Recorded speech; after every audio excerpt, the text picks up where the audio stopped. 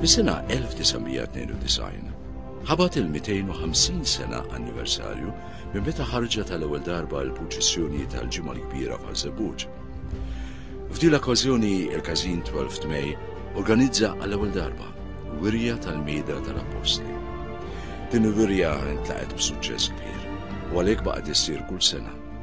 Minn barra il-Mejda jiġu esibiti wkoll żewġ settijiet ta' vari żgħar tal-ġimgħa l-kbira. Fl-1993 wara 12 sena bil-bakketta tal-banda 12 May fidejh, is-Sur Mastr Henry Camilleri tefa' ir-riżenja tiegħu minħabba raġunijiet personali.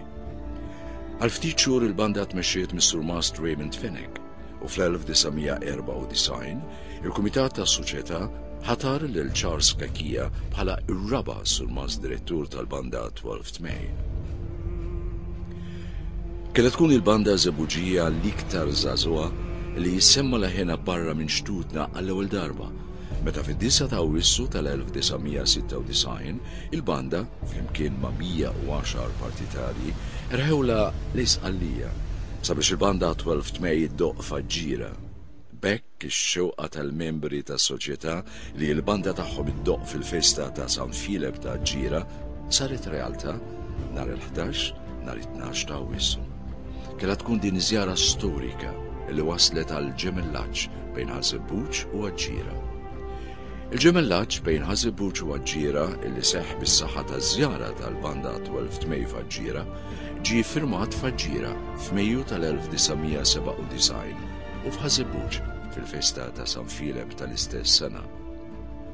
Wara snin ta' tħabbrik mill-membri tas-soċjetà ġie restawrat planċier artistiku.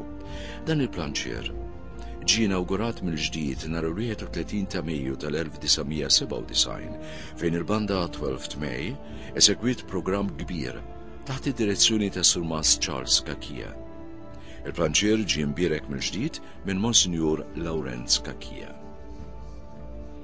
F'Novembru tal-1997 ġiet introdotta riforma fit-tagħlim tal-mużika tal-banda 12 May.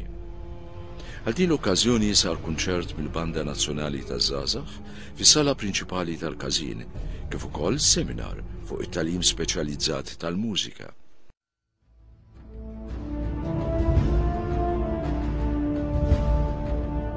Wara il-festa tal-1998 bdiet ħidma għal bidla sħiħa fil-kostruzzjoni tal-parti t'isfel tal-Każin.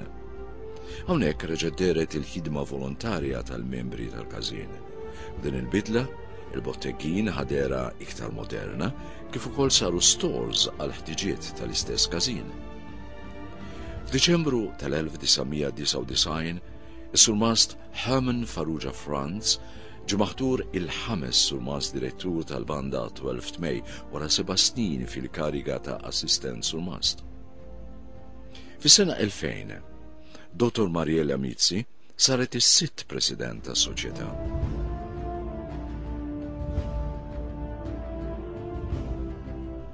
F'Novembru tal-istess sena, it-12 May Youth Band għamlet Grand Millennium Concert fil-Hotel Phoenicia u fis-sena 2001 saru żewġ kunċerti, wieħed f'Palazzo Vilena l-Imdina u l-ieħor fil-Kavallier ta' San Ġagbu l-Belt.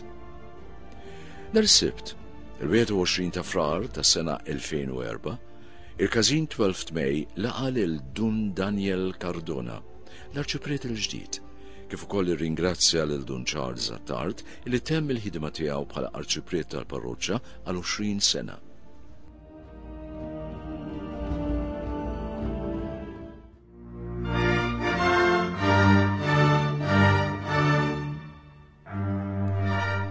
Is-sena 2004 żgur li tibqa' tissemma l-ħidma kbira li saret mill-Każin 12 May sabiex narfu dejjem iktar lil patrun tagħna San Philip. Fil-fatt, fil-festa ta' San Philip, il-Każin ħareġ ktieb Il-ħajja ta' San Philip u l-kult tiegħu. Dan huwa l-iktar ktieb dettaljat li qattrajna li jiġbor il-ħajja tal-Qaddis u l-kult tiegħu miktub minn Franz Samut. Fit-13 l-14 ta' Novembru tal-istess sena, ġifieri is-sena 2004, sar simpożjum li għalih il-Każin ġa f'Malta mill-Biblioteka Ambrosjana ta' Milan lil Monsinjur Cesare Pazzini li huwa l-aqwa kittieb fuq il-ħajja ta' San Filip. Fil-għaxija imbagħad il-banda 12 May eżegwit kunċert ta' mużika sagra fil-Knisja ta' San Domingo fir-Rabat fejn fost l-oħrajn eżegwit żewġ antifoni ta' San Filip, waħda ta' Francesco Azzopardi u l-oħra ta' Dottor Paolo Nani. Mis-sena 2002 il-banda bdiet tippreżenta kunċert annwali fuq livell nazzjonali. L-ewwel wieħed sar fl-Awditorium tal-Università ta' Malta. F'dan il-kunċert fost l-oħrajn, il-banda 12 May esegwit il-5 sinfonija sħiħa ta' Beethoven. Is-sena ta' wara wkoll fl-Awditorium tal-Università ta' Malta, il-banda 12 May kienet waħda l-unika banda li esegwit l-opra sħiħa Kavallerija Rustikana ta' Pietro Mascagni. F'Novembru tas sena 2006, il-banda 12 May esegwit kunċert ta' mużika sakra.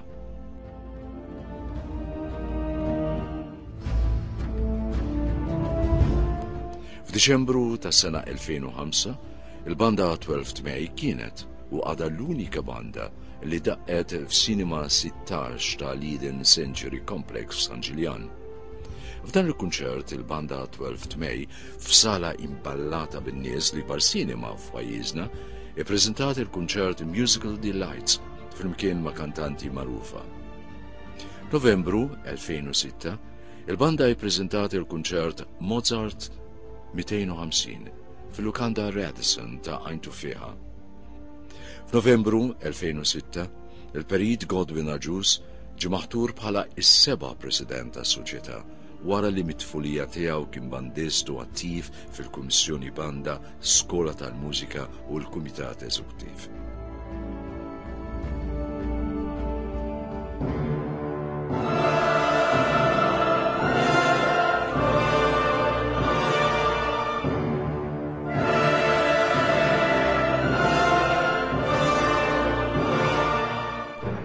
Fil-preżent il-każin 12 May huwa immexxi mill-Kumitat Eżekuttiv bil-għajnuna ta' sottokumitati tan-nisa, taż-żgħażagħ, tan-nar u tal-banda.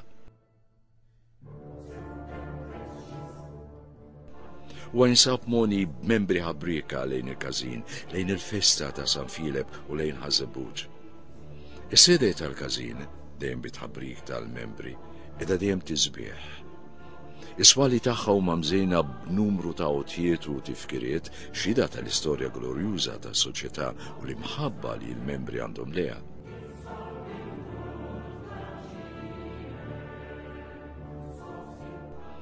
Il-banda 12 May, il-qalb tas-soċjetà, hija mżejna b'numru sabiħ ta' bandisti tal-post. It-tagħlim tal-mużika dejjem ingħata importanza. Fil-preżent, it-tagħlim qiegħed isir mill-mużiċisti professjonali William De Battista, Jasmine Azzopardi. Il-każin sa mill-ftuħ tiegħu dejjem kellu post tan-nar li fih jinġabru l-membri dilettanti li jaħdmu n-nar b'imħabba kbira sabiex il-festa ta' San Filip tkun imżejna bi spettakoli tan-nar tal-artu tal-ajru. Dan il-każin sa mill-ftuħ tiegħu ukoll ħassib l-armar illi kien hemm. Kif ukoll għamel ħafna armar ġdid fosthom il-meravilja ta' pavaljuni ta' Viale Helsin li huma l-ajra ta' kulħadd.